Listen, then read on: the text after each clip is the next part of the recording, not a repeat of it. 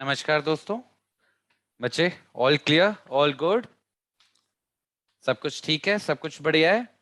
शुरू करें।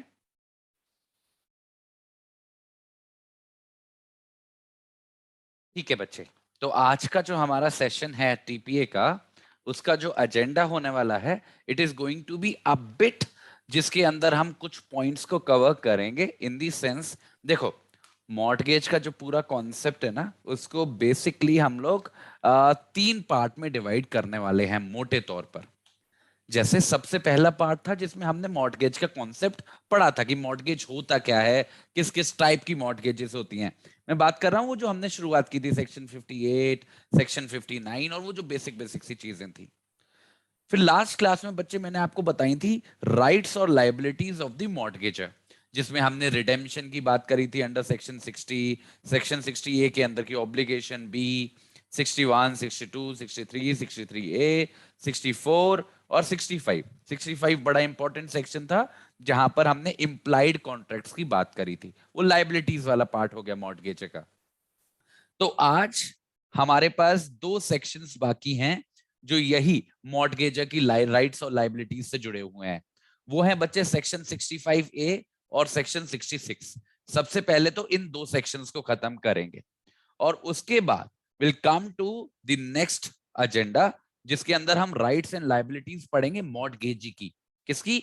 मॉर्टगेजी की। और उसकी शुरुआत होती है सेक्शन 67 से। और 67 फोरक्लोजर और सेल के बारे में बात करता है, तो वो अपने आप में ही बड़ा महत्वपूर्ण है।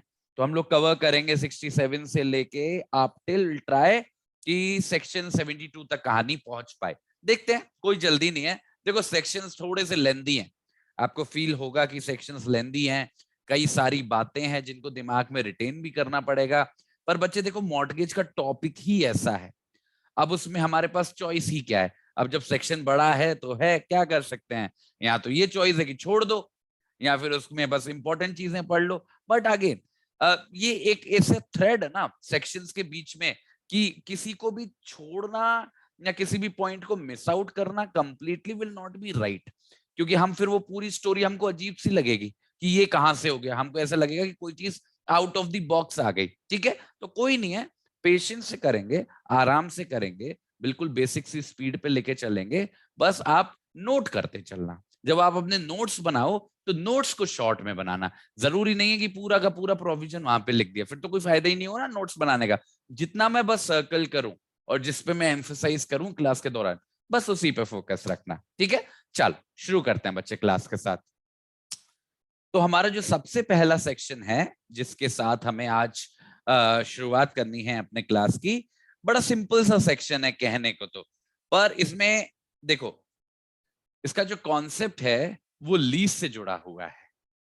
लीज का देखो, आप देख रहे हो कि बार बार इंटरेक्शन हो रहा है लीज के कॉन्सेप्ट का और मॉर्टगेज के कॉन्सेप्ट का।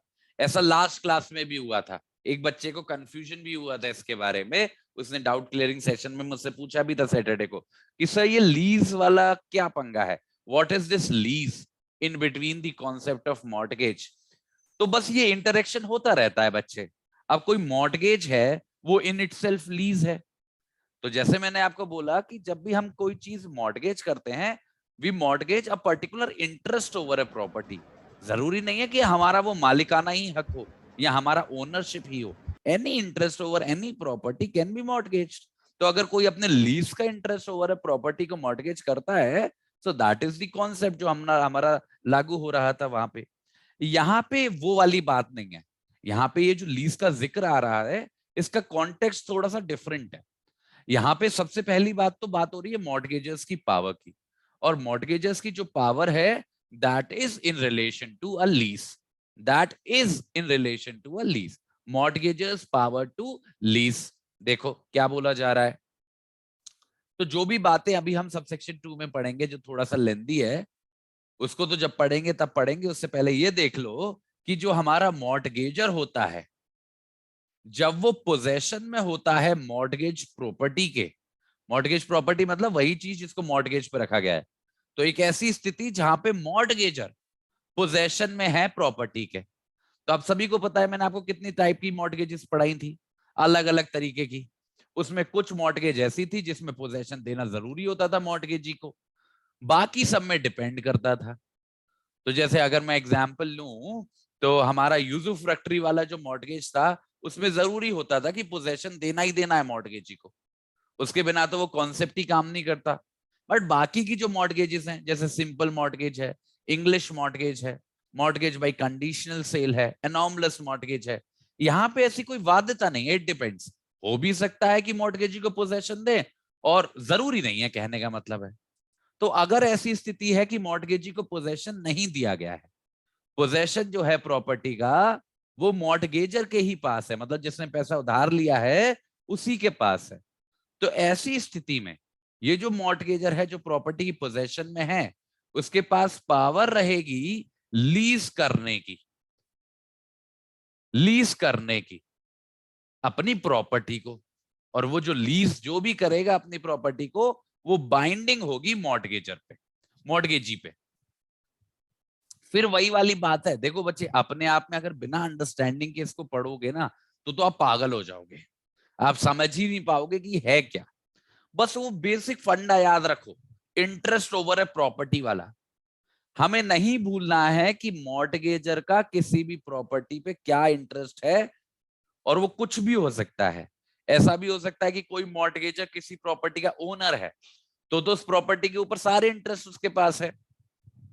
तो अगर ऐसी कोई सिचुएशन है और किसी मॉर्टगेजर ने अपनी प्रॉपर्टी को मॉर्टगेज पे रखा है, तो मॉर्टगेज पे जब अपनी प्रॉपर्टी को रखते हैं तो क्या करते हैं, क्या अपनी प्रॉपर्टी को बेच देते हैं? बेचने का मतलब क्या हमारे अपने सारे इंटरेस्ट को दे देते हैं मॉर्टगेजी को? नहीं ना, बस हम अपनी प्रॉपर्टी के ऊपर इंटरेस्ट ट्रांसफर करते हैं मॉर्टगेजी को, फॉर द लिमिटेड पर्पस कि वो सिक्योरिटी की तरह काम करेगा फॉर दैट लोन। उसके अलावा तो कोई फर्क नहीं पड़ा ना, हम मालिक है, हम मालिक बने हुए हैं। तो एज ए मालिक भले ही हमने अपनी प्रॉपर्टी को मॉर्टगेज कर रखा है, इट इज, हमने उसको for the purpose of security रख रखा है, पर हमारा जो इंटरेस्ट है उस प्रॉपर्टी के ऊपर, टू एंजॉय इट और टू पोजेस इट, अगर यूजुफ्रैक्टरी वाली मॉर्टगेज नहीं है, तो मैं रख सकता हूं पोजेशन अपनी प्रॉपर्टी का, भले ही मैंने उसको मॉर्टगेज कर रखा हो। मानो मेरी सिंपल मॉर्टगेज है, तो मैं एंजॉय कर सकता हूं possession, despite of the fact कि मैंने उसको मॉर्टगेज पे रख रखा है। तो अगर मैं अपने पोजेशन के इंटरेस्ट को देना चाह रहा हूं किसी को, लीज पे उठाना चाह रहा हूं अपने, लीज में क्या करते हो, लीज में आप क्या करते हो, आपका जो पोजेसरी इंटरेस्ट है अपनी प्रॉपर्टी के ऊपर, एंजॉयमेंट का जो इंटरेस्ट है अपनी प्रॉपर्टी के ऊपर, वो किसी व्यक्ति को दे देते हो। तो अगर मॉर्टगेजर के पास वो इंटरेस्ट है मॉर्टगेज के बावजूद, तो वो उसको लीज पे दे सकता है। अब देखो कितना सिंपल साउंड कर रहा है, सब कुछ कॉन्सेप्ट है, कॉन्सेप्ट पकड़ लोगे तो कोई परेशानी नहीं होगी, ठीक है। पर उसमें कुछ टर्म्स एंड कंडीशंस हैं। टर्म्स एंड कंडीशंस क्यों है, उसका भी लॉजिक है, क्योंकि भाई आपने उस प्रॉपर्टी के बिना पे लोन ले रखा है, तो हमें उसका भी तो ध्यान रखना पड़ेगा ना, कि आप कुछ ऐसा ना कर दो कि वो लोन के तरह, लोन के लिए सिक्योरिटी की तरह काम करने के लायक ही ना रह जाए प्रॉपर्टी। हमें इस बात का भी ध्यान रखना पड़ता है, and that is the reason कि सबसेक्शन 2 के अंदर टर्म्स और कंडीशन लगाए हैं। पर टर्म्स एंड कंडीशन जो भी हो, अगर मैं मोटे तौर पर पावर की बात करूं तो पावर तो है, अगर मॉर्टगेजर के पास पोसेशन है मॉर्टगेज प्रॉपर्टी का, वो उस प्रॉपर्टी को लीज पे उठा सकता है। और वो जो लीज होगी, जिसको वो, जिस प्रॉपर्टी को वो लीज पे उठाएगा मॉर्टगेज प्रॉपर्टी को, वो लीज बाइंडिंग होगी मॉर्टगेजी पे। मॉर्टगेजी उस लीज के खिलाफ ऑब्जेक्शन नहीं ले सकता, ठीक है। पर ऐसा करने से पहले देयर आर सर्टेन कंडीशंस जिनको सेटिस्फाई करना होता है। सबसे पहली बात, हर एक ये जो लीज की जाएगी मॉर्टगेजर के द्वारा, वो ऑर्डिनरी कोर्स ऑफ मैनेजमेंट में होनी चाहिए। इस एक्सप्रेशन को लिख लो, ऑर्डिनरी कोर्स ऑफ मैनेजमेंट। किसका मैनेजमेंट? प्रॉपर्टी का, ठीक है। और साथ ही साथ वो जो लीज है, वो किसी लोकल लॉ के अनुसार होनी चाहिए, किसी कस्टम के अनुसार होनी चाहिए, या किसी यूसेज के अनुसार होनी चाहिए। पर इस सबको छोड़ो, मैं आपको अगर सिंपल भाषा में अगर समझाऊं, तो उसका मतलब बस इतना सा है कि मॉर्टगेजर जब लीज पे उठा रहा है अपनी प्रॉपर्टी को, वो उसको ऑर्डिनरी कोर्स ऑफ मैनेजमेंट में उठा रहा हो, मतलब उसमें कुछ भी एक्स्ट्रा ऑर्डिनरी ना हो। मॉर्टगेजर जो भी कर रहा हो, वो किसी भी तरीके से मॉर्टगेजी के इंटरेस्ट को हिट करने के लिए ना हो, ऐसी किसी इंटेंशन के साथ ना हो, फ्रॉड प्ले करने के लिए ना हो, धोखाधड़ी करने के लिए ना हो। जो भी कुछ किया गया हो, समान प्रक्रिया के अनुसार किया गया होगा, और वो ऐसी चीज होगी जिसको लोकल कानून, कस्टम या फिर यूसेज वैधता देता होगा। तो मतलब हम देखेंगे कि ये जो मॉर्टगेजर मॉर्टगेजी के जो आमतौर पर रिलेशनशिप होते हैं, और ऐसी तरीके की जो मॉर्टगेजेस होती हैं किसी भी जगह पर जहां पे मॉर्टगेजर के पास पोजेशन होता है प्रॉपर्टी का, तो वहां पर किस किस सर्कमस्टांसेस में, किस किस सिचुएशन में मॉर्टगेजर अपनी प्रॉपर्टी को लीज पे उठा सकता है डेस्पाइट दी मॉर्टगेज। तो हम बस यही देखेंगे कि जो भी कुछ किया गया मॉर्टगेजर के द्वारा इन अ पर्टिकुलर केस, वो उसी के अनुसार था, नॉर्मल सद्भावना के अनुसार था, कुछ भी उसमें ऐसी बदमाशी नहीं थी, कहने का मतलब है। ठीक है, तो it has to be in the ordinary course of management और in accordance with local law, custom और यूसेज। ठीक है, दूसरी बात, ये जो भी लीज है वो लीज रिजर्व करनी चाहिए बेस्ट रेंट। ये बड़ा इंपॉर्टेंट है बच्चे, ये बहुत बड़ा धोखाधड़ी का माध्यम होगा अगर ये वाला प्रोविजन ना हो। ये जो लीज होगी ये बेस्ट रेंट सिक्योर करेगी उस प्रॉपर्टी से जो रीजनेबली ऑब्टेन किया जा सकता है। और साथ ही साथ कोई भी प्रीमियम, ध्यान से देखना, कोई भी प्रीमियम ना ही पे किया जाएगा, ना ही प्रॉमिस किया जाएगा, और कोई भी रेंट ना ही पे किया जाएगा एडवांस में। ये दो अलग अलग चीजें हैं, थोड़ी सी जुड़ी हुई लगेंगी पर दो अलग अलग चीजें हैं। पहले बेस्ट रेंट वाली आपको बात बताता हूं। देखो बच्चे, होलिस्टिक मैनर में लेना मॉर्टगेज के कॉन्सेप्ट को। मॉर्टगेजी क्या कर सकता है, या फिर किसी भी मॉर्टगेजर मॉर्टगेजी के रिलेशनशिप में क्या क्या हो सकता है। Think about it. किसी मॉर्टगेजर ने अपनी प्रॉपर्टी को मॉर्टगेज पे रखा मॉर्टगेजी के पास। सबसे पहले तो हमें देखना पड़ेगा कि वो कौन से प्रकार की मॉर्टगेज है, सिंपल है, इंग्लिश है, यूजरफ्रैक्टरी है, टाइटल डीड्स वाली, कौन सी है, हमको सबसे पहले वो देखना पड़ेगा। और जो भी मॉर्टगेज हो, वहां पर आखिरी में अगर मॉर्टगेज का पैसा ना पे किया जाए, मतलब लोन को सेटिस्फाई ना किया जाए, तो हमारा जो मॉर्टगेजी है वो क्या कर सकता है, क्या कर सकता है वो या तो वो जो मॉर्टगेज प्रॉपर्टी है उसको सेल कर सकता है, अगर वो एक सिंपल मॉर्टगेज रही होगी, इंग्लिश मॉर्टगेज रही होगी, एनॉमलस मॉर्टगेज रही होगी, यूजुफ्रैक्टरी मॉर्टगेज रही होगी, या फिर वो फोरक्लोज कर सकता है। फोरक्लोज कर सकता है मतलब प्रॉपर्टी को अपने पास रख सकता है, खुद मालिक बन सकता है, जैसे मॉर्टगेज बाई कंडीशनल सेल होगी। तो कोई भी मॉर्टगेजी के पास in the case of default ये दो ऑप्शन होते हैं। मानो अगर मॉर्टगेजर ने मॉर्टगेज के चलते चलते उस प्रॉपर्टी को लीज पे उठा दिया, तो जब तक मॉर्टगेजर उसका मालिक बना हुआ है, तो उससे जो भी आने वाला लीज है ना, फ्री में नहीं है ना, रेंट आएगा ना उससे। तो जब तक मॉर्टगेजर मालिक बना हुआ है उस प्रॉपर्टी का, तब तक तो मॉर्टगेजर पाएगा सारे जो भी रेंट वगैरह जो आएंगे उस लीज से। पर कल को मानो अगर उस मॉर्टगेजर ने डिफॉल्ट किया,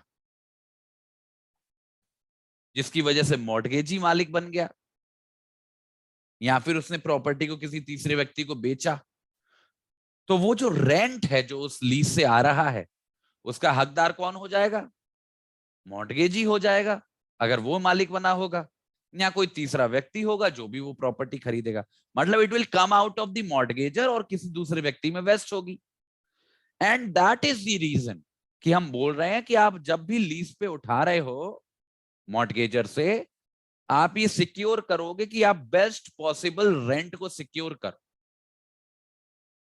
कि कल को अगर आप मालिक ना रहो, मॉर्टगेजी बन जाए, तो उसको उस लीज के बिना पर कम से कम सही रेंट तो मिले। एक तो इसका ये कॉन्टेक्स्ट है। मानो 10 साल की लीज उठा दी आपने, 10 साल तो चलो बड़ा हो गया, इतनी बड़ी लिमिट नहीं है, मानो 2 साल की लीज उठा दी और 1 साल बाद आपने डिफॉल्ट कर दिया, तो जो अगला 1 साल है कम से कम मॉर्टगेजी को सही रेंट तो मिले उस लीज से। और एक और पर्पस है इस बेस्ट रेंट का, कई बार मॉर्टगेजर जान पूछ के फ्रॉड करने की इंटेंशन से अपने ही दोस्त यारों को, परिवार वालों को लीज पे दे देते हैं, नाम मात्र के किराए पे, नाम मात्र के रेंट पे। तो ये जो बेस्ट रेंट वाली सिचुएशन है, ये ऐसे कथनियों से भी बचाती है, ऐसी सिचुएशन से भी बचाती है। तो लीज पे जब भी उठाएगा मॉर्टगेजर उस प्रॉपर्टी को, जब वो पोजेशन में होगा, वो सिक्योर करेगा बेस्ट इंटरेस्ट। ये है पहली बात, ठीक है, 2 ही टुकड़ों में लिखना। दूसरी बात, अगर मैं सबको पूरे को मिला के बता दूं तो कहने का मतलब ये है कि कोई भी मॉर्टगेजर उस लेसी से एडवांस में पैसे नहीं लेगा। आपने एक टर्म सुना होगा, पगड़ी, कभी सुना है पगड़ी? वो सर पे पहनने वाली पगड़ी नहीं, एक होता है ट्रांसफर, और मतलब लोकल लैंग्वेज में बोलते हैं जब भी हम प्रॉपर्टी को ट्रांसफर करते हैं या लीज पे उठाते हैं, वो एक टोकन अमाउंट होता है। वो sometimes it is larger amount depending on the value of the property, बहुत बड़ा बड़ा साइज होता है इसका, 5-5, 10-10 लाख रुपए। वो एक तरीके का एडवांस होता है कि कल को अगर कोई डिफॉल्ट हुआ तो उसको हम देख लेंगे, that is for that purpose. तो यहां पे यही बोला जा रहा है कि मॉर्टगेजर एडवांस में उससे पैसे नहीं ले लेगा, कि कल को मानो मॉर्टगेजर नहीं रहा मालिक और उसने एडवांस में ही इतना सारा पैसा ले रखा था, लेसी मना कर रहा है पैसे देने के लिए कि भाई मैंने तो मॉर्टगेजर को पहले ही इतना पैसा दे रखा है, मैं नहीं दूंगा आपको रेंट, मॉर्टगेजी को कह रहा है वो लेसी, तो गड़बड़ हो जाएगी। एंड फॉर दैट रीजन बोला कि किसी भी तरीके की कोई भी प्रीमियम, प्रीमियम मतलब पगड़ी, या किसी भी तरीके का कोई एडवांस देना ही नहीं है, कि मॉर्टगेजर किसी भी तरीके की बदमाशी कर पाए। कल को बोल दे भाई कि मैंने तो 10 लाख पहले ही दे दिया था, अब मैं रेंट नहीं दूंगा, ऐसा नहीं, ठीक है। तो बेस्ट रेंट सिक्योर करना है और कोई भी प्रीमियम और कोई भी एडवांस अमाउंट नहीं लेना है, ठीक है। दूसरी condition, come to the third condition. ये जो भी, ये इंपॉर्टेंट है, ये बड़ी लिमिटेशन है।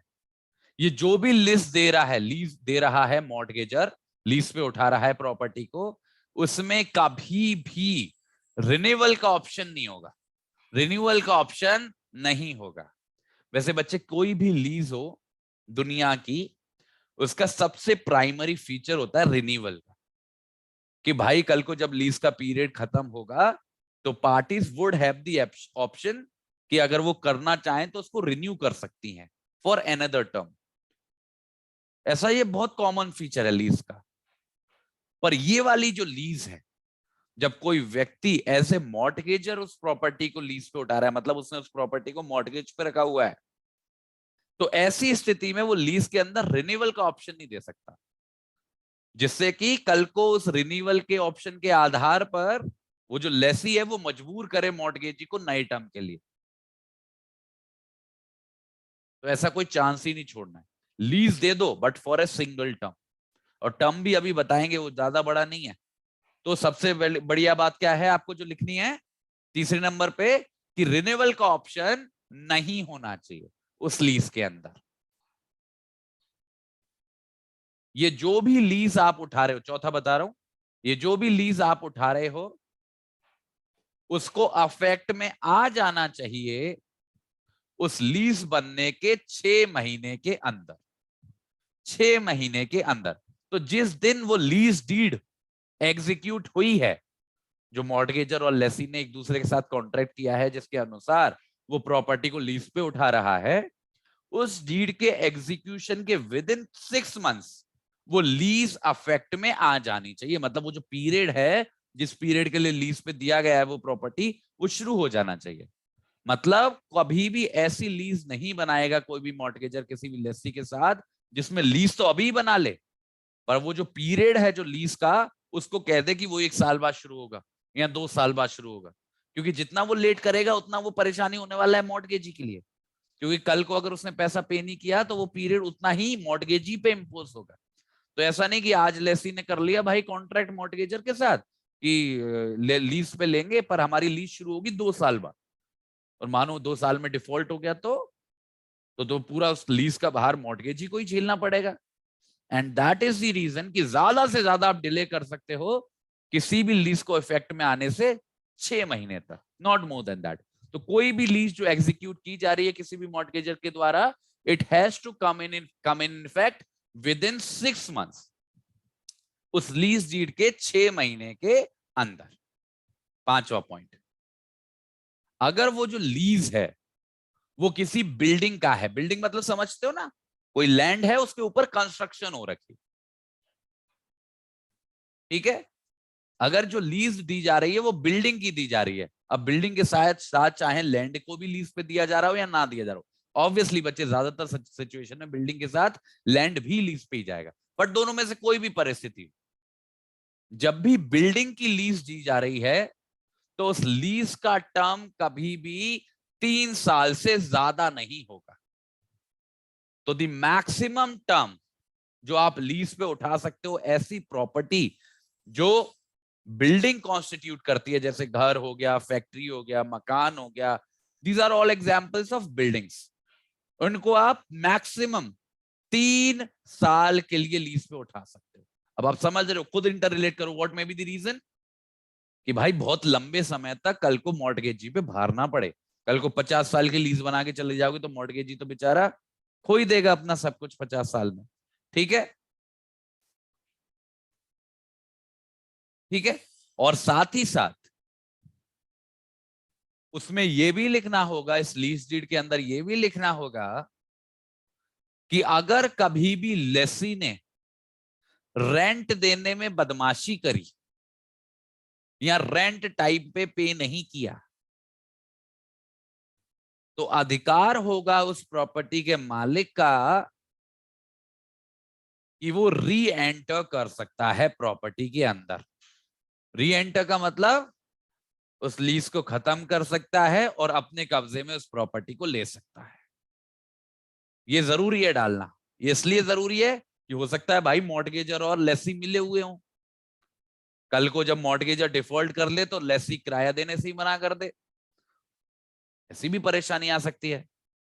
फॉर दैट सिचुएशन बोला जा रहा है कि उसमें ऑप्शन डालना ही पड़ेगा कि अगर रेंट पे नहीं हुआ, अगर डिफॉल्ट हुआ, तो the party would have the power to reenter, दोबारा कब्जा वापस ले लिया जाएगा। तो यहां पे दो बातें सीखी, अगर बिल्डिंग है तो 3 साल से ज्यादा की लीज नहीं हो सकती, और री एंटर का ऑप्शन आपको हमेशा ही डालना पड़ेगा। ठीक है, पर एक बहुत महत्वपूर्ण बात बता रहा हूं मैं, और ये वाली जो स्थिति है ना, ये 90% सिचुएशंस को कवर कर लेती है। अगर वो जो मॉर्टगेज डीड है, जिस डीड के अनुसार प्रॉपर्टी को मॉर्टगेज पे रखा गया था, अगर उस डीड के अंदर साफ साफ लिखा हुआ है कि जो मॉर्टगेजर है उसके पास अधिकार नहीं होगा उस प्रॉपर्टी को लीज पे उठाने का, इस बात के बावजूद कि उसके पास पोजेशन है उस प्रॉपर्टी का, तो सेक्शन 65A का फायदा ऐसे मॉर्टगेजर को नहीं मिलेगा। तो मतलब जो हक सेक्शन 65A किसी भी मॉर्टगेजर को दे रहा है, वो हक उससे छीना जा सकता है मॉर्टगेज डीड के अनुसार। अगर मॉर्टगेज डीड में उस हक को छीना गया है तो इस पावर को एक्सरसाइज नहीं किया जा सकेगा। और इतना ही नहीं, मानो हक तो नहीं छीना, लीज पे उठाने को अलाउ किया है, पर मॉर्टगेज डीड के अंदर कुछ एडिशनल रिक्वायरमेंट्स लिखी हैं कि आप अगर लीज पे उठाओगे तो वो कितने ड्यूरेशन की होगी, उसमें क्या क्या कंडीशंस आपको लगानी पड़ेंगी लीज लेसी के ऊपर, कितना रेंट होना चाहिए कम से कम। तो ऐसे additional terms and conditions mortgage deed के थ्रू इंपोज करे जा सकते हैं, और वो जो भी टर्म्स एंड कंडीशंस होंगे जो इंपोज किए गए होंगे मॉर्टगेजर पे थ्रू दी मॉर्टगेज डीड, वो अप्लाई होंगे उस मॉर्टगेजर पे इन एडिशन टू सबसेक्शन 2 जो अभी हमने पढ़ा। तो सबसेक्शन 2 के कंडीशंस तो लागू होंगे ही, इन एडिशन टू दैट जो भी टर्म्स और कंडीशंस उस मॉर्टगेज डीड में लिखे हुए हैं। देखो जैसे मैक्सिमम पीरियड हमने पढ़ा कि 3 साल के लिए लीज पे दे सकते हो, पर अगर मॉर्टगेज डीड में लिखा है कि आप 2 साल से ज्यादा लीज पे नहीं दोगे तो आप 2 साल से ज्यादा नहीं दोगे। जैसे यहां पे हमने देखा कि बेस्ट रेंट लेके आना है, पर अगर मॉर्टगेज डीड में लिखा है कि कम से कम 10,000 रेंट लेके आना है तो 10,000 ही लेके आना है। तो मॉर्टगेज डीड की जो टर्म्स एंड कंडीशंस हैं वो सप्लीमेंट करेंगी टर्म्स एंड कंडीशंस को जो हमने सबसेक्शन 2 के अंदर पढ़ी, जब भी मॉर्टगेजर लीज पे उठाएगा। तो दो दो सिचुएशंस आ सकती हैं, या तो उसका लीज पे उठाने का हक पूरी तरीके से छीन लिया जाएगा मॉर्गेज डीड के अनुसार। अगर पूरी तरीके से छीन लिया है तो कोई परेशानी है ही नहीं, फिर तो वो नहीं उठा सकता सेक्शन 65A होने के बावजूद। पर छीना नहीं है, उस पर टर्म्स एंड कंडीशन लगाए हैं, तो वो टर्म्स एंड कंडीशंस लागू होंगे। ठीक है, दिस इज सेक्शन 65A। अगर मैं कंक्लूड करूं दो लाइनों में, तो हमने सेक्शन 65A में मॉर्टगेजर की, एक ऐसा मॉर्टगेजर जो किसी प्रॉपर्टी के पोजेशन में है, जिस प्रॉपर्टी को मॉर्टगेज पे रखा हुआ है, उसकी पावर के बारे में बात करता है और कहता है कि ऐसा मॉर्टगेजर उस प्रॉपर्टी को लीज पे उठा सकेगा। पर लीज पे उठाते वक्त उसे कुछ टर्म्स और कंडीशंस का ध्यान रखना है, जैसे उसे बेस्ट इंटरेस्ट सिक्योर करना है, right to reentry secure करना है, डिफॉल्ट के सिनेरियो में जो टर्म है वो 3 साल से ज्यादा का नहीं होना चाहिए, ऐसे कुछ terms and condition. And in addition to that, ये जो भी टर्म्स एंड कंडीशंस हैं, ये जो भी राइट्स दिए जा रहे हैं, they are all subject to the mortgage deed. अगर मॉर्गेज डीड चाहे तो ये लीज पे उठाने का हक छीन सकती है, पर अगर नहीं छीन रही है तो एडिशनल टर्म्स एंड कंडीशन लगा सकती है, जो सप्लीमेंट करेंगे with the terms and conditions of section 65A। आप सभी को समझ में आ गया 65A? जल्दी से बच्चे यस टाइप करेंगे, वाई टाइप करेंगे जल्दी से चैट बॉक्स में। आज थोड़ी सी क्लास लेट शुरू हुई है, तो विल कंप्लीट बाय 8:30। ठीक है, 8:30 बजे खत्म करेंगे ये वाले सेशन को।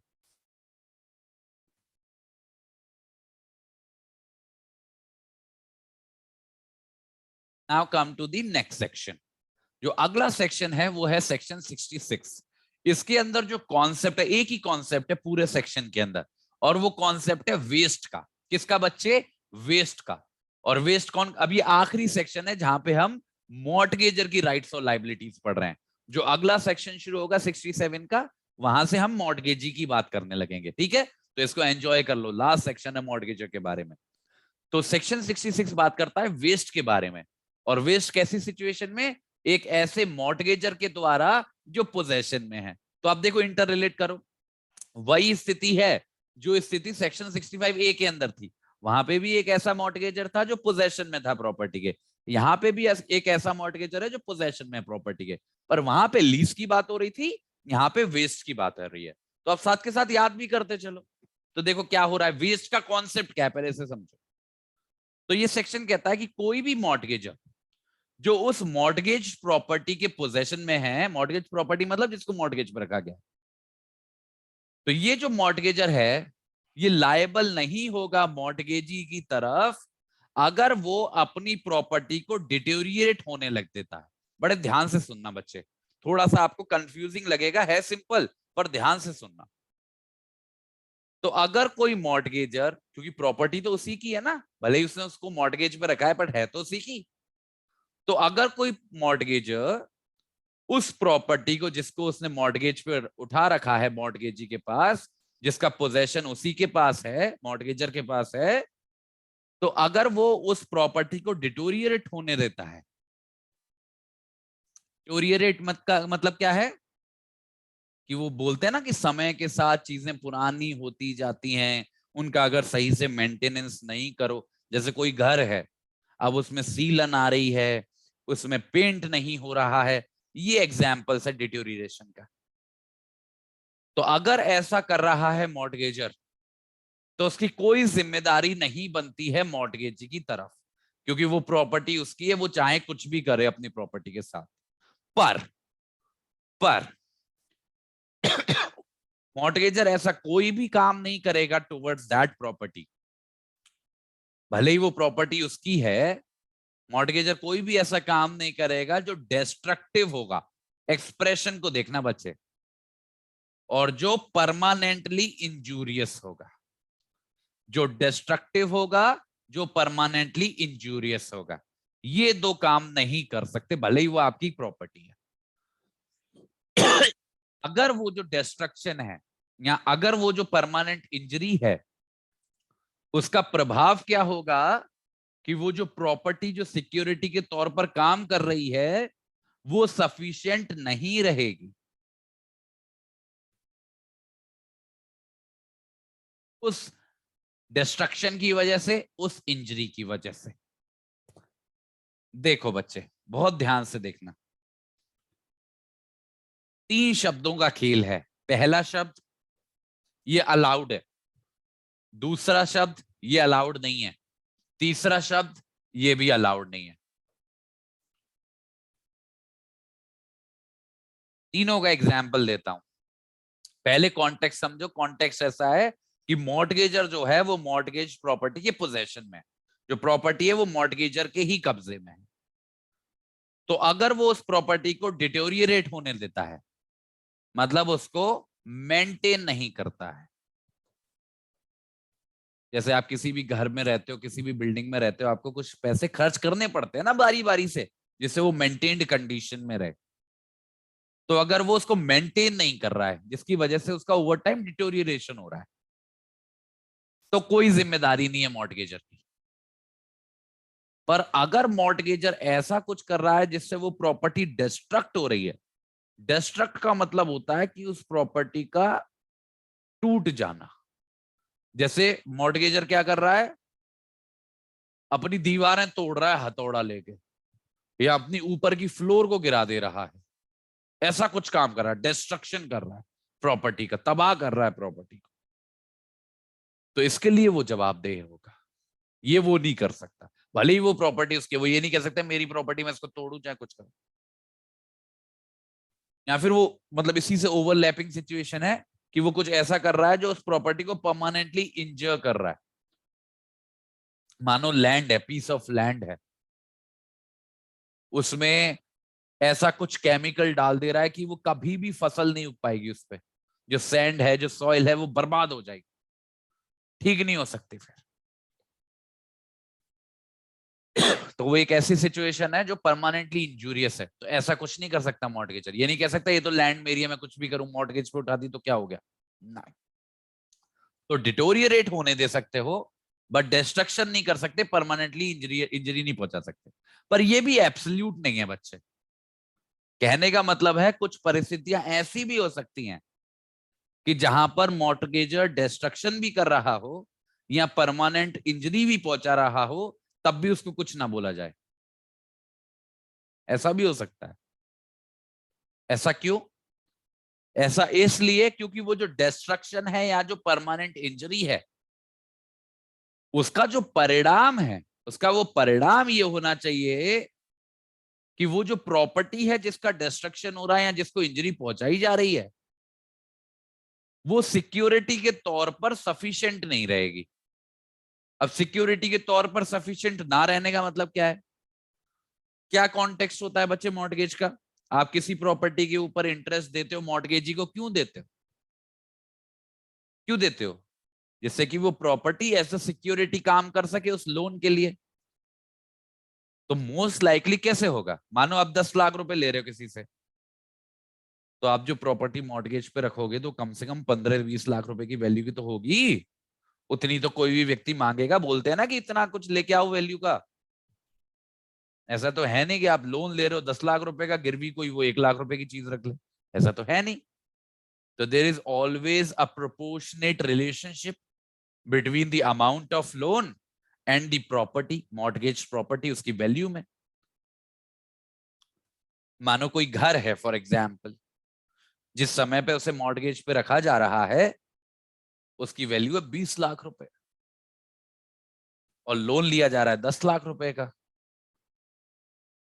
उसके साथ डिस्ट्रक्शन किया जा रहा है, उसका फ्लोर तोड़ा जा रहा है या उसको परमानेंट इंजरी पहुंचाई जा रही है। अब ये जो डिस्ट्रक्शन हो रहा है, परमानेंट इंजरी हो रही है, उसकी वजह से उसकी वैल्यू पे तो फर्क पड़ेगा ना। वो जो 20 लाख रुपए की प्रॉपर्टी है उसकी वैल्यू खत्म हो जाएगी, कम हो जाएगी।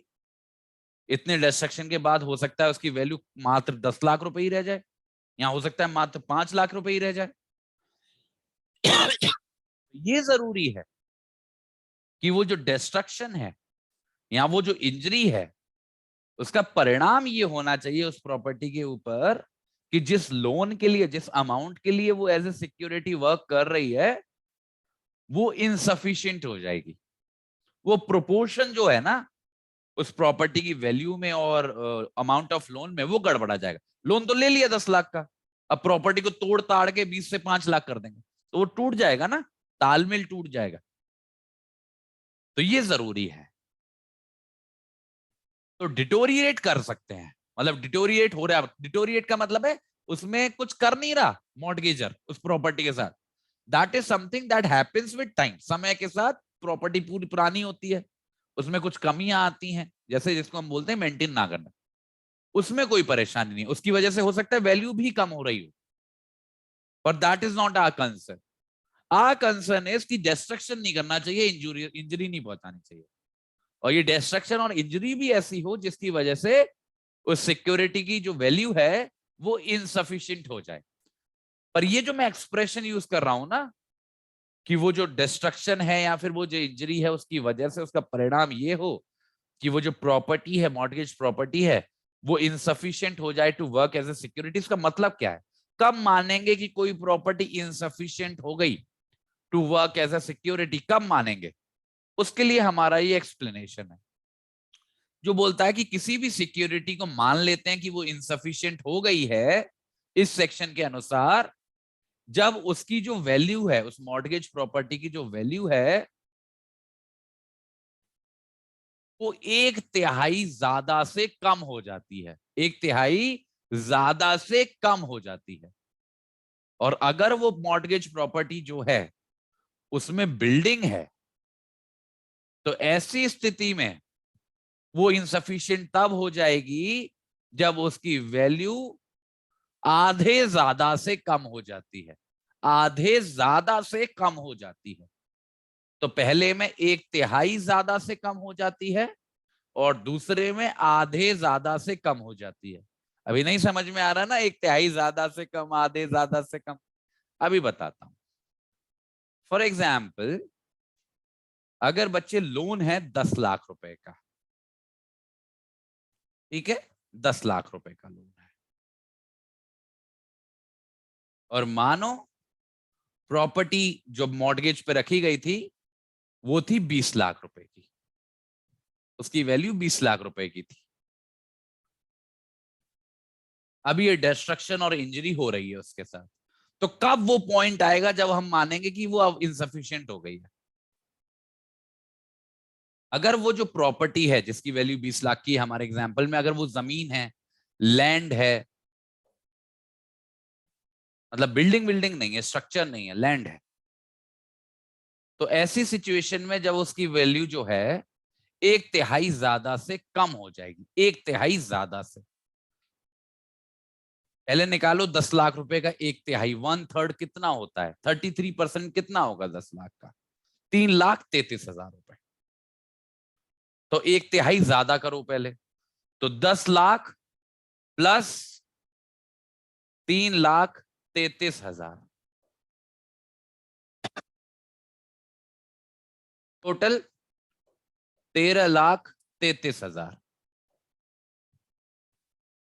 तो जैसे ही उस डिस्ट्रक्शन की वजह से या उस इंजरी की वजह से उस लैंड की वैल्यू जो ओरिजिनली 20 लाख रुपए की थी, जैसे ही उसकी वैल्यू 13,33,000 से कम हो जाएगी, वैसे ही मान लेंगे कि वो अब इनसफिशिएंट हो गई है to work as a security. Loan 10 lakh का ही है बच्चे, और ऑब्वियसली मैंने बोला ना कि प्रोपोर्शनेट रिलेशनशिप होता है। कभी भी आपको 10 लाख की वैल्यू की चीज पे कोई 10 लाख का लोन थोड़ी ना देता है। हमेशा जो चीज आप गिरवी रखते हो that is of much higher value. तो वही सेम प्रिंसिपल यहाँ पे लगा रहे हैं। तो जैसे ही उस प्रॉपर्टी की वैल्यू, उस लैंड की वैल्यू 13,33,000 से कम होगी for the loan of ₹10 lakh, हम मान लेंगे कि वो इनसफिशिएंट हो गई है। पर मानो वो जो 20 लाख की प्रॉपर्टी है वो लैंड नहीं है, वो बिल्डिंग है, घर है, फैक्ट्री है, बिल्डिंग है, कहने का मतलब है। तो बिल्डिंग के बारे में अलग कानून है। बिल्डिंग के बारे में है आधे ज्यादा से कम हो जाना। तो 10 लाख का आधा कितना होता है? 5 लाख। और 10 + 5 कितना हुआ? 15 लाख। तो जो बिल्डिंग जिसकी ओरिजिनल वैल्यू 20 लाख रुपए की थी जब लोन लिया गया था 10 लाख रुपए का, जैसे ही उस डिस्ट्रक्शन और उस इंजरी की वजह से उस बिल्डिंग की वैल्यू 15 लाख से नीचे आ जाएगी, जैसे ही जो मीटर है वो 15 लाख से नीचे आएगा, वैसे ही हम मान लेंगे कि वो जो बिल्डिंग है now it has become insufficient to work as a security. ठीक है? तो बिल्डिंग के केसेस में आधे ज्यादा से कम, आधे ज्यादा से कम, और नॉर्मल सिचुएशंस में लैंड वगैरह के केस में 1/3 ज्यादा से कम। ठीक है, so this is the rule जज करने के लिए कि कब कोई सिक्योरिटी इनसफिशिएंट हो गई है। अब मुझे फटाफट से दोस्तों बता दो, क्या आप सभी लोगों को सेक्शन 65A और 66 क्लियर है? जल्दी से बच्चे यस टाइप करेंगे चैट बॉक्स में, क्योंकि अब जो हमारे मॉर्टगेजर की राइट्स और लाइबिलिटीज थी वो हो गई हैं खत्म। और after this we are moving to the next topic. ठीक है, अब जो सेक्शन 67 है हमारा, यहां से बच्चे बिल्कुल हालात, जज्बात, जो भी कुछ बदल सकता है वो सब कुछ बदल जाएगा। ठीक है, क्योंकि अब हम बात करेंगे मॉर्टगेजी के बारे में। अपने दिमाग में भी ये अलग करते चलना, ठीक है? क्योंकि देखो, कोई भी चैप्टर बड़ा होता है ना और ज्यादा सेक्शंस होते हैं तो कंफ्यूजन होता ही होता है। तो अपने दिमाग में जितना क्लैरिटी रख सकते हो उतना रखो। तो अब जो सेक्शन 67 है जिससे हम लोग शुरुआत करने वाले हैं, पहला ही सेक्शन, बहुत महत्वपूर्ण सेक्शन है, बहुत ज्यादा बातें आपको बतानी है मेरे को। तो यहां से हम बात करें राइट्स एंड लाइबिलिटीज ऑफ मॉर्टगेजी। तो मॉर्टगेजर से हम पहुंचे हैं बच्चे मॉर्टगेजी पे। देखो बच्चे फटाफट से देखो, बिल्कुल अगर सर में दर्द वर्द भी हो रहा है ना तो होने दो, फोकस करो स्क्रीन पे बहुत ध्यान से, क्योंकि ये एक ऐसा सेक्शन है जिससे सवाल आएगा ही आएगा, आई गारंटी इट। अगर मॉर्टगेज से क्वेश्चन आ रहा है तो यहां से आएगा, तो बिल्कुल अपना 100% दो। सी सेक्शन 67 सेक्शन, अब कॉन्टेक्स्ट अपने आप बना लो दिमाग में कि हम किसकी बात करने वाले हैं, मॉर्टगेजी के। मॉर्टगेजी की अधिकार और मॉर्टगेजी की जिम्मेदारी। मॉर्टगेजी कौन होता है? जिससे लोन लिया जाता है। तो हम बात करने वाले हैं दो अधिकारों के बारे में। पहले अधिकारों की बात होगी तो दो अधिकारों के बारे में, और वो अधिकार है फोरक्लोजर का और सेल का। फोरक्लोजर और सेल, सेल तो मुझे लग रहा है आपको समझ में आ रहा होगा, सेल मतलब होता है बेचना। अब ये फोरक्लोजर क्या भला है वो मैं अभी आपको समझाऊंगा। तो हमारा जो सेक्शन 67 है ये दो राइट्स देता है, राइट टू फोरक्लोजर और राइट टू सेल। दोनों को समझते हैं बारी बारी से। जो हमारा मॉर्टगेजी है, जो हमारा मॉर्टगेजी है उसके पास ये अधिकार होता है कि जैसे ही जो मॉर्टगेज मनी है, ध्यान से देखना बच्चे, बहुत ध्यान से देखना, जैसे ही हमारा जो मॉर्टगेज मनी है वो ड्यू हो जाता है। अब ड्यू ये माउंटेन ड्यू नहीं है, ये दूसरी ड्यू है।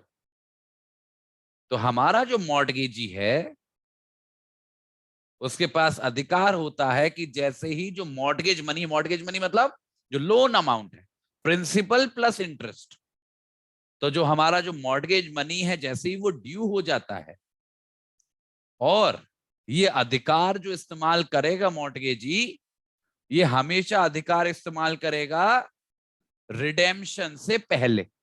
रिडेम्पशन से पहले, रिडेम्पशन हम पढ़ चुके हैं सेक्शन 60। रिडेम्पशन कौन करता है? मॉर्टगेजर। ठीक है, रिडेम्पशन से पहले, या फिर वो जो मॉर्टगेज मनी है उसके पेमेंट से पहले, या उसके डिपॉजिट होने से पहले कोर्ट के सामने।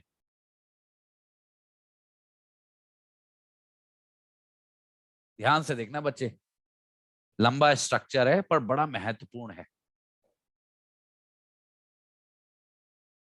तो जो मॉर्टगेजी है उसके पास अधिकार है कि जैसे ही मॉर्टगेज मनी ड्यू हो जाता है और उस मॉर्टगेज के रिडेम्पशन से पहले, पैसा पे होने से पहले, या उसका कोर्ट के सामने डिपॉजिट होने से पहले,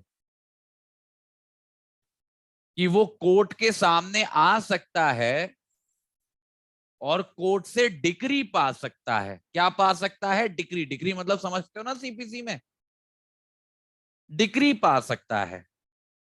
और ये जो डिक्री होगी ये मॉर्टगेजर के खिलाफ होगी, और इस डिक्री का परिणाम ये होगा कि जो मॉर्टगेजर है उसके पास जो सेक्शन 60 के अंदर अधिकार है रिडीम करने का मॉर्गेज को, वो अधिकार उससे छीन लिया जाएगा।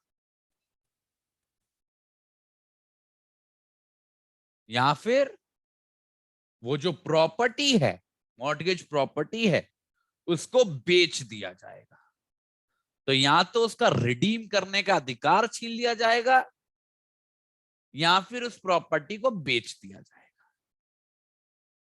ये दो राइट्स हैं हमारे किसके पास? मॉर्गेजी के पास। और यही जो डिक्री के लिए रिक्वेस्ट की जाती है, सूट फाइल किया जाता है हमारे मॉर्गेजी के द्वारा मॉर्गेजर के खिलाफ, जिसके अनुसार मॉर्गेजर से अधिकार छीन लिया जाता है उसको रिडीम करने का, वही कहलाता है अ suit for foreclosure. A suit for foreclosure. अब देखो बच्चे कॉन्सेप्ट, देखो बच्चे, मॉर्गेज हो रही है। मॉर्गेज में क्या हो रहा है? प्रॉपर्टी को एज अ सिक्योरिटी रख रहे हैं, बदले में लोन ले रहे हैं। लोन लिया है, अमाउंट लिया है। अब लिया है तो उसे देना भी होगा, और देने का कोई निश्चित समय भी होगा। तो वही जो पैसे देने वाली बात है, वहीं से ये दो राइट्स निकल के आते हैं जो कहलाते हैं the right to foreclosure and the right to sale. और इसी के साथ एक कॉन्सेप्ट जुड़ा हुआ है पैसा ड्यू होने का, मॉर्गेज मनी ड्यू होने का। देखो बारी बारी से देखते हैं। देखो बच्चे, एक तरफ है फोरक्लोजर, एक तरफ है सेल, ठीक है, और एक तरफ है कॉन्सेप्ट पैसा ड्यू होने का। तीनों को समझो बारी बारी से। तो ये फोरक्लोजर का कॉन्सेप्ट है, ये दुश्मन है, दुश्मन है किसका? रिडेम्पशन का। रिडेम्पशन क्या है? जो हमने सेक्शन 60 के अंदर पढ़ा था। ऐसे ही जो हमारा सेल का कॉन्सेप्ट है, ये भी दुश्मन है किसका? पैसा पे किए जाने का, पेमेंट का, या कोर्ट के सामने डिपॉजिट का। रिडेम्पशन में क्या होता है? क्या होता है रिडेम्पशन में? सेक्शन 60 में क्या हो रहा था कि जैसे ही पैसा ड्यू हो रहा था, हमारा मॉर्टगेजर पेमेंट कर दे रहा था, या जो भी पैसा है उसको कोर्ट में डिपॉजिट कर दे रहा था, और जो भी मॉर्टगेज प्रॉपर्टी है जिसको भी उसने गिरवी रखा था उसको रिडीम कर ले रहा था, उसको वापस पा ले रहा था। तो भाई लोन लिया है, लोन चुका दिया, प्रॉपर्टी ले ली वापस। That was the simple concept of redemption. पर जैसे मैंने बताया, उसका दुश्मन है फोरक्लोजर।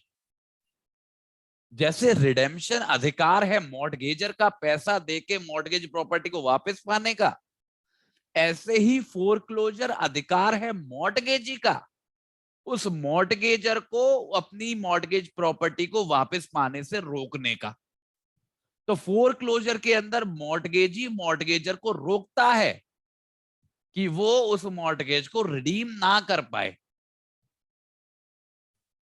इसीलिए बोलते हैं क्लोजर। क्लोजर मतलब मॉर्टगेजर के लिए दरवाजे बंद कर देना अपनी प्रॉपर्टी को वापस पाने के। अब ऐसा होगा कब? उसके लिए हमको समझना पड़ेगा ये जो ड्यू वाला कॉन्सेप्ट है। मैं आपको एक एग्जांपल देता हूं। एक व्यक्ति ने दूसरे व्यक्ति से 10 लाख रुपए का लोन लिया, 10 लाख रुपए का लोन लिया, और उस 10 लाख रुपए के लोन के एज ए सिक्योरिटी पर्पसेस उसने अपने घर को जिसकी वैल्यू 20 लाख रुपए की है उसको उसके पास रख दिया, उसके मानो टाइटल डीड्स रख दिए। फॉर एग्जाम्पल, मानो कैलकाटा मद्रास और बॉम्बे में रहता हूं मैं और मैंने टाइटल डीड्स रख दी है, ठीक है। अब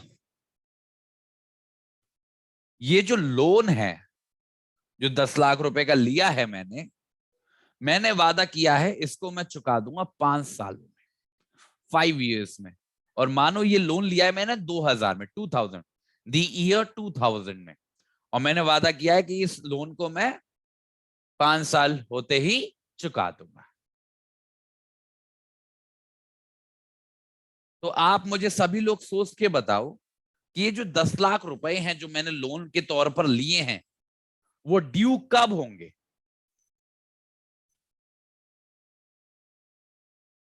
क्या वो डीड के साइन होते ही हो गए ड्यू? कभी भी मैं 10 लाख रुपए देके अपनी प्रॉपर्टी को छुड़ा सकता हूं? या फिर वो जो 5 साल का वादा किया है मैंने, तो 5 साल जब पूरे हो जाएंगे तब ड्यू होंगे पैसे? कब होंगे पैसे ड्यू? कब बाध्यता होगी पैसे देने की? जल्दी बताओ। 2005 में या 2000 में ही हो जाएंगे? सोचो कब पैसा ड्यू होगा।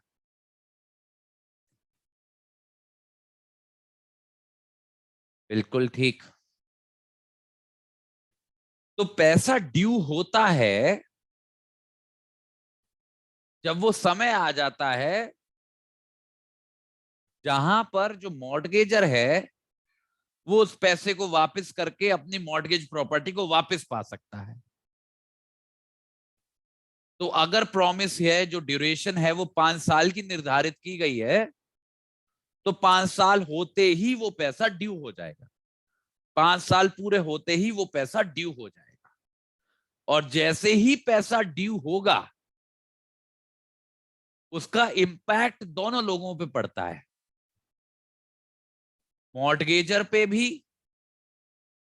और मॉर्टगेजी पे भी। दोनों लोगों पे प्रभाव पड़ता है जब भी पैसा ड्यू होता है। मॉर्टगेजर पे क्या प्रभाव पड़ता है कि मॉर्टगेजर के पास अब ये हक है कि वो जाके पैसे वापस करे और अपनी मॉर्टगेज प्रॉपर्टी को छुड़ा ले, जो वो नहीं कर सकता था हमारे एग्जाम्पल में 2004 में या 3 में। भले ही उसके पास पैसे होते पर फिर भी नहीं कर सकता था क्योंकि 5 साल की अवधि निर्धारित की गई थी। तो सबसे पहला फायदा मॉर्टगेजर का क्या होता है कि वो जैसे ही वो अवधि पूरी हुई, जैसे ही पैसा ड्यू हुआ, वो पैसे को पे करके अपनी प्रॉपर्टी को वापस पे पा सकता है। मॉर्टगेजी का क्या फायदा होता है जब पैसा ड्यू हो जाता है कि मॉर्टगेजी अब मॉर्टगेजर से पैसा डिमांड कर सकता है कि भाई देखो आपने 5 साल की बोली थी, 5 साल पूरे हो गए, लाओ पैसा वापस दो। उससे पहले मॉर्टगेजी भी ऐसा नहीं कर सकता। 2004 में मॉर्टगेजी नहीं बोल सकता था कि लाओ मेरे पैसे वापस, क्योंकि वो ड्यू 5 साल बाद होने थे।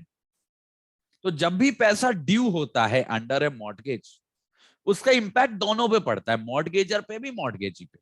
मॉर्टगेजर का हक हो जाता है उस प्रॉपर्टी को रिडीम करने का, और मॉर्टगेजी का हक हो जाता है उस पैसे को डिमांड करने का, उस पैसे को डिमांड करने का। और यही जो डिमांड करने वाली बात है, यहीं से कॉन्सेप्ट निकल के आता है फोरक्लोजर का और सेल का। कि मानो पैसा ड्यू हो गया, मॉर्टगेजी ने डिमांड करी, और डिमांड के बावजूद मॉर्टगेजर ने पैसा पे नहीं किया, तो ये जो कॉन्सिक्वेंस है कि पैसे ड्यू भी हो गए हैं, मॉर्टगेजी ने डिमांड भी कर लिए हैं, और फिर भी मॉर्टगेजर ने पैसा पे नहीं किया है, मतलब वो रिडीम नहीं कर रहा। उसके पास हक आ गया है रिडीम करने का, मानो 2005 आ गई, पर मॉर्टगेजर आके रिडीम ही नहीं कर रहा है प्रॉपर्टी को, अपना पैसा दे नहीं रहा है और प्रॉपर्टी को लेके नहीं जा रहा है। मॉर्टगेजी ने डिमांड भी कर ली, अब भी नहीं वो ऐसा कर रहा है।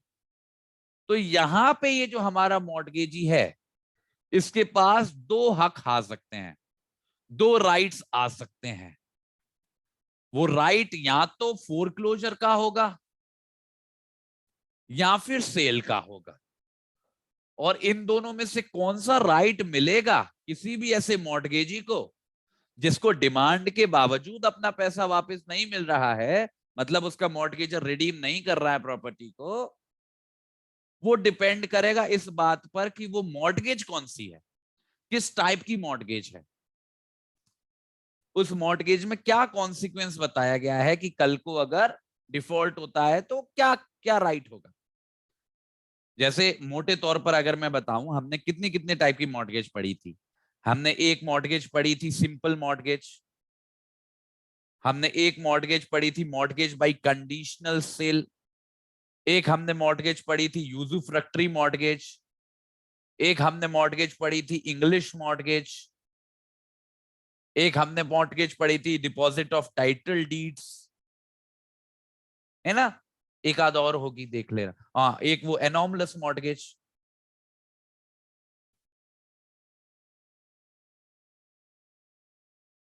तो डिपेंड करता है कि मॉर्टगेजी के पास क्या राइट होगा इन दोनों में से, कि उसकी मॉर्टगेज का नेचर क्या है।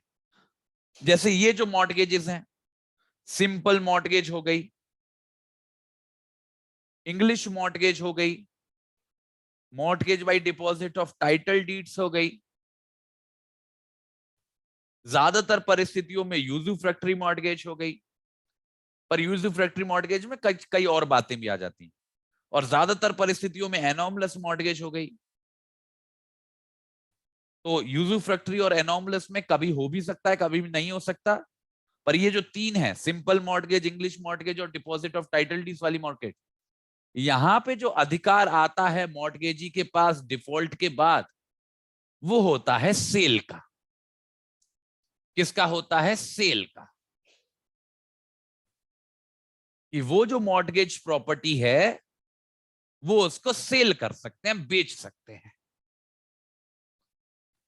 पर अगर वो जो मॉर्टगेज है, वो मॉर्टगेज मानो कंडीशनल सेल की मॉर्टगेज है,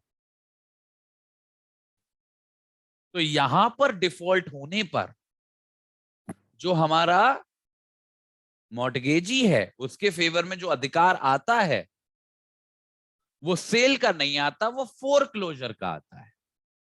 वो सेल का नहीं आता, वो फोरक्लोजर का आता है। तो कंडीशनल सेल में हमेशा अधिकार फोरक्लोजर का आएगा, और सिंपल इंग्लिश मॉर्टगेज और डिपॉजिट ऑफ टाइटल डीड्स में हमेशा अधिकार सेल का आएगा। ऐसा क्यों है? क्योंकि याद करो, मॉर्टगेज बाय कंडीशनल सेल कौन सी होती थी? कि कोई भी मॉर्टगेजर अपनी प्रॉपर्टी को एब्सोल्युटली ऑलमोस्ट दे रहा था मॉर्टगेजी को, सेल कर दे रहा था। बस उसकी यही कंडीशन थी कि कल को मॉर्टगेज पैसा वापस कर दिया तो वो प्रॉपर्टी वापस कर देंगे। तो यहां पर उसको सेल करने की जरूरत नहीं है किसी तीसरे व्यक्ति को, वो प्रॉपर्टी को मॉर्टगेजी खुद खरीद सकता है, खुद प्राप्त कर सकता है। और उसे प्राप्त करने के लिए उसे फोरक्लोजर का करना पड़ेगा। उसे प्रॉपर्टी अपने पास रखनी है, बेचनी नहीं है, तो उसे फोरक्लोजर के लिए अप्लाई करना पड़ेगा। और फोरक्लोजर के लिए अप्लाई करने का मतलब क्या है? कि वो कोर्ट से बोलेगा कि देखो भाई पैसा हो गया ड्यू, और मैंने भैया डिमांड भी कर ली, उसने पैसा पे नहीं किया है। तो मॉर्टगेज के अनुसार उस पे जो कंडीशन लगी थी वो उसने कंडीशन पूरी नहीं की, तो यहां पे जो सेल है मेरे फेवर में वो हो जाती है एब्सोल्यूट, मतलब मैं हो जाता हूं मालिक। इसलिए जो हमारे मॉर्टगेजी का, मॉर्टगेजर का अधिकार है उस प्रॉपर्टी को रिडीम करने का, उसको कर दो बंद, उसको लगा दो दरवाजे, क्योंकि अब मैं हो गया हूं इस मालिक प्रॉपर्टी का। अब आप सभी लोग सोच रहे होंगे कि इस सब की जरूरत पड़ ही क्यों रही है, जब मॉर्टगेज में ही लिखा है कि भाई अगर आप डिफॉल्ट करोगे तो वो सेल जो है एब्सोल्यूट हो जाएगी, तो फिर ये फोरक्लोजर वगैरह के लिए हमको कोर्ट क्यों जाना पड़ रहा है? ये जो सवाल है इसका जवाब है इस ड्यू के ही कॉन्सेप्ट में और इस रिडेम्पशन के ही कॉन्सेप्ट में। बच्चे, जो हमारा सेक्शन 60 है जो हमारे मॉर्टगेजर को उस प्रॉपर्टी को रिडीम करने का अधिकार देता है वो कोई भी समय अवधि नहीं लगाता है। मतलब एक बार अगर पैसा ड्यू हो गया, मानो हमारे एग्जाम्पल में 2005 में पैसा ड्यू हो गया, तो 2005 के बाद मतलब पैसा ड्यू होने के बाद किसी भी समय कभी भी जो हमारा मॉर्टगेजर है वो उस प्रॉपर्टी को रिडीम कर सकता है। वो उसको 2005 में भी कर सकता है, 6 में भी कर सकता है, 7 में भी कर सकता है, 8 में भी कर सकता है। मतलब सेक्शन 60 के अंदर ऐसा कोई नियम नहीं है जहां पे लिखा हो कि जो रिडेम्पशन है वो पैसा ड्यू होने के तुरंत बाद करना है या 1 महीने में करना है या 3 महीने में करना है। जो रिडीम करने का अधिकार है वो मॉर्टगेजर के फेवर में बना रहता है जब तक कि फोरक्लोजर के द्वारा दरवाजे ना लगाए जाएं।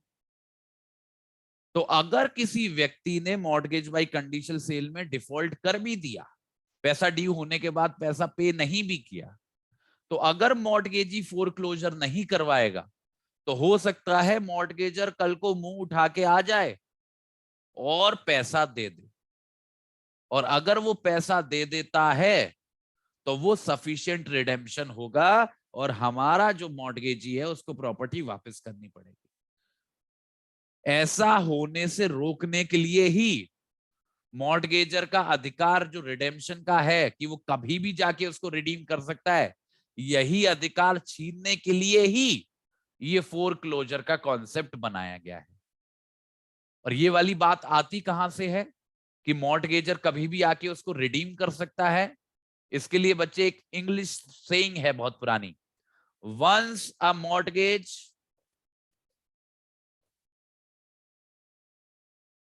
Always a mortgage. मतलब एक बार अगर कोई मॉर्टगेज है तो वो मॉर्टगेज ही रहती है।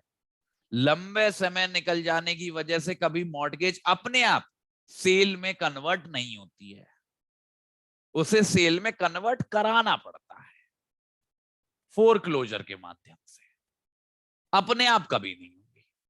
तो हमारे मॉर्टगेजी को डिफॉल्ट होने की परिस्थिति में, मतलब पैसा ड्यू होने के बावजूद पे ना करने की स्थिति में भाग के जाना पड़ेगा कोर्ट और फोरक्लोज कराना पड़ेगा।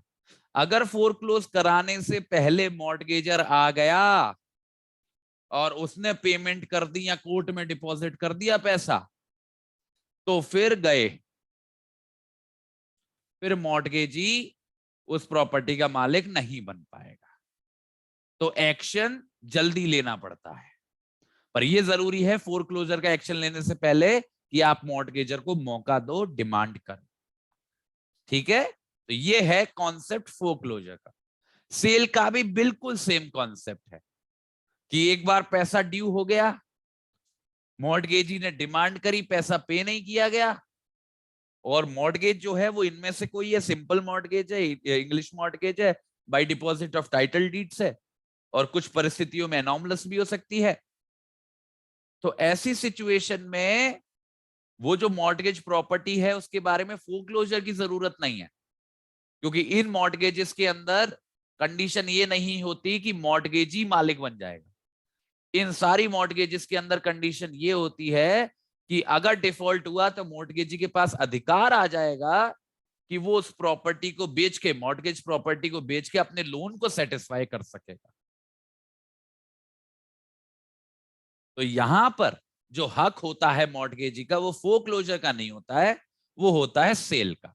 तो दूसरा ऑप्शन, पर यहां पे भी मॉर्टगेजी को स्विफ्टली एक्शन लेना पड़ेगा और जल्दी से जल्दी कोर्ट के पास अप्रोच करना पड़ेगा और बोलना पड़ेगा कि भाई देखो पैसा ड्यू हो गया है, मैंने डिमांड की, पैसा पे नहीं किया गया है, तो इसकी सेल कर दो।